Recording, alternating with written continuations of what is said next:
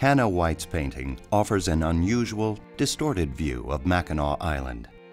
Nonetheless, the painting is filled with a high level of detail regarding the topography and architecture of the island in the early 1830s. The accuracy of White's depiction is confirmed by other contemporary artwork, maps, and written accounts. The painting presents many features and landmarks that can still be observed today.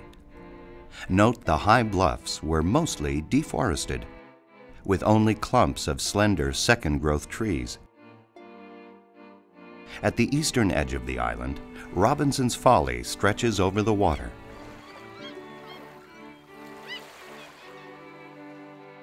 To the west is Mission Point, home to the school where Hannah White worked as a teacher. The Protestant mission, consisting of the main dormitory building and several support structures, was built in 1823. Mission Church was constructed by Reverend Ferry's congregation in 1829.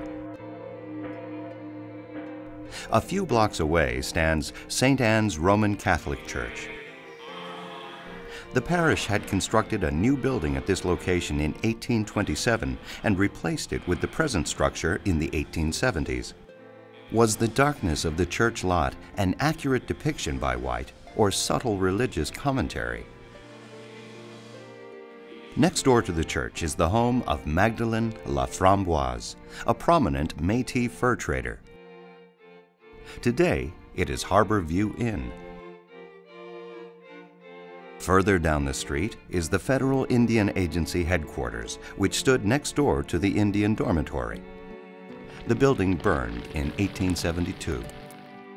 The fort garden and barns are located to the west of the location of the Indian dormitory, where Marquette Park is today.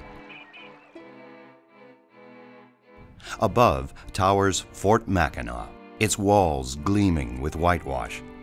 Hannah White depicts the West Blockhouse, stone quarters, and wood quarters, which can still be seen today. The main part of the town stretches off to the west, defined by Water Street and Market Street. Many of the buildings pictured here were replaced throughout the 1800s, but several still exist. On Market Street, White shows the Mitchell House, originally the home of a former British surgeon's mate from Fort Mackinac. Unfortunately, it was torn down in the late 1800s, and its distinction as the oldest house on the island went to the Biddle House across the street.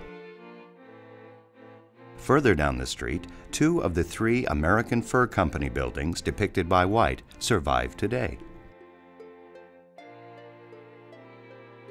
And a block further down, at the corner of Main and Astor Streets, the Bromilow and Bates Building retains its basic form. Finally, along Haldimand Bay are docks, Indian canoes, and wigwams.